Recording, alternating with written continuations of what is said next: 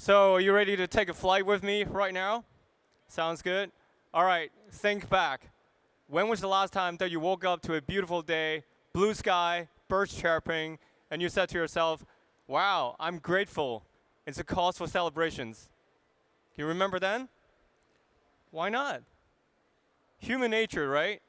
Give me enough good things a few more times, you're trained to almost to take it for granted. And it's so easy for us to forget how precious a beautiful day could be. I did the same until I woke up in one September day back in 2020 in San Francisco to this dark, orange, eerie morning. It is so thick that you can't really see through it. It is so heavy that you actually weighed it on you. It felt suffocating. It felt apocalyptic. This was the result of about 20 concurrent wildfires raging in the east side of San Francisco Bay Area, consumed more than 2 million acres of land. Microashes got shot up in the atmosphere and blocking at high altitude of all the sunlight in what would otherwise be a clear day, clear sky. Now, probably we'll never know whether this is directly caused by climate change, but this does bring a very distant possibility and intellectual understanding of climate change to right now in front of you in this moment in a visceral and personal way. There's real chance, if you zoom out spatially, that we are increasingly seeing a risk of the world reaching 2 Celsius degrees of global warming, in which case the magnitude of sea level rise will be so bad that over 30% of Hong Kong's population will be impacted. Now, I don't wish this to be happening in any of the countries, dare I say. And if you zoom back out to look at the world, we're seeing concerning signs of our resilient ecosystems under stress. And many of those are being pushed towards the tipping points. The Greenland ice sheet melting, Antarctic ice sheet melting, permafrost thawing, and then the coral reefs dying off. And these are all dire situations. You ask, why is this happening? For the past 10,000 years, the Earth climate has been extraordinarily stable in temperature, sea level, and carbon dioxide concentrations up until industrial revolutions. Since then, we've seen a rapid rise in the temperature in the atmosphere. So far, we've risen to 1.3 Celsius degrees. We've seen the glacier mass lost 22 meters water equivalent. And we've seen sea level rise up to 22 centimeters, or roughly 8 inches. And all these are directly correlated with carbon dioxide concentration in our atmosphere. You ask, what drove all these? Thriving human activities. The Industrial Revolution ushered in a tremendous amount of technological advancements, increasing the hunger for fuel and energy, and thereby propulsing our economic growth. There's just this little problem. Feeding the energy hunger is all fossil fuel based, predominantly. When you burn it, you release carbon dioxide, greenhouse gases, and all that. All those are contributing to carbon dioxide concentrations, which in turn drive up the temperature. This cannot go on for too long before we feel the impact. Right now, at this moment, the atmosphere can take another maybe 250 gigatons of carbon dioxide. It sounds a lot. It is not a lot. If nothing changes, we'll be reaching that point in about 5 to 10 years, at which point the 1.5 Celsius degrees global warming will be breached. But the good news, with a narrow path of escape that we can still do and pursue, if we achieve as a human beings collectively the 2050 net zero goal. What is net zero? That means in 2050, by 2050, we will no longer add additional carbon dioxide to the atmosphere, net. Then we can probably, with luck, escape this phenomenon that we're avoiding. This is no easy task. If you look at how much of the carbon dioxide that we released 57 gigatons in the past 2 years, every single year alone. And today, I want to zoom you into this aviation share, that little 2 to 3%. But don't let this deceiving small number fool you. The little 2 to 3% represents a humongous problem for us to face. In the aviation sector, every year today, we're pursuing 4.5 billion flights every year, including you and me. That number, conservatively, is going to be reaching over 10 billion by 2050. Number one. Number two, aviation, as you might know, is the hardest to abate. It's the hardest to decarbonize because we're still predominantly relying on fossil fuel to actually fly the aircrafts. So before you know it, we're going to be representing 25% or more of the impact. And by the way, that's not the only thing.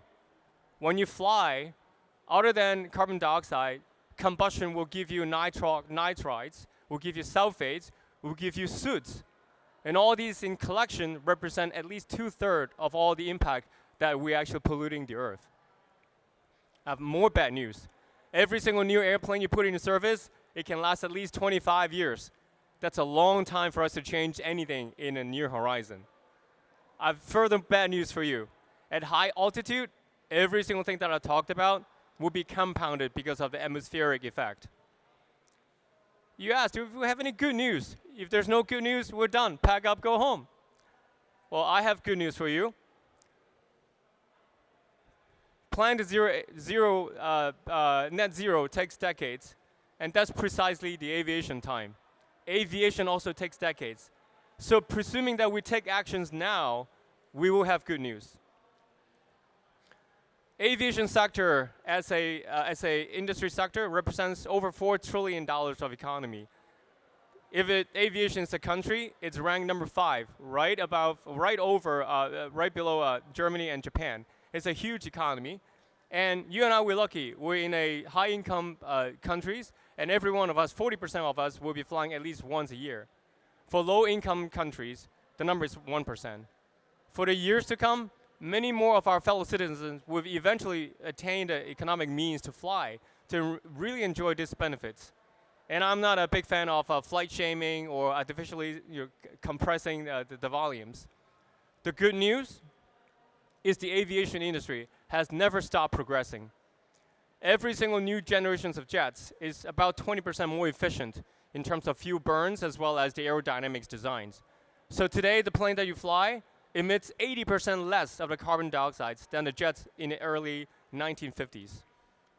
At the same time, we are making grounds in finding alternative fuels than fossil fuels. You might have heard about sustainable aviation fuels. That's actually one critical component for our ecosystems as well. And last but not least, you need big bets and technological big breakthroughs so that we can actually punctuate and propel this development curve. And that's where ZeroAvia comes in. We build hydrogen electric engines. And from our judgment and on first principles, we believe that we represent the near complete climate impact benefits. We also think that the technology is actually mature. We are at the verge of flying a small plane, 19-seaters next year. And we think that we have a clear path to flying a narrow body within the next 7 years. And I have some surprising good news for you. In terms of operational costs, we can see an advantageous 40% less than today's operations and maintenance using fossil fuels. This is where the magic happens. You can see the fuel cell. You take in hydrogen, combine it with oxygen. Here comes your electricity, output your water vapor. That's what we call the fuel cell. You turn the electricity into mechanical power and turn a motor and push the propulsor. And here's how you fly the plane. We are adopting 3 fundamental principles to make this possible. One, we're fully integrated, meaning that we own all the IPs on every single one of those technological components to ensure robustness of the design as well as the speed to market. We also pursue modularity that gives us very flexibility in integrating with airframes as well as scalability for the larger and larger planes. Finally, collaborations. We know that this is a team sport, and we can't do it alone. So we need everybody to chime in and help out. If you go back in time and then find yourself reading a New York Times back in 1903, you were quick to come to the conclusion that flying in human beings will take at least 1 million years, only to be overruled by the Wright brothers' first successful test flight less than 3 months later on. So in that context, our ambition is not that far-fetched. This is our prototype in 2018, about a year after our foundation of the company. Can we roll the clip?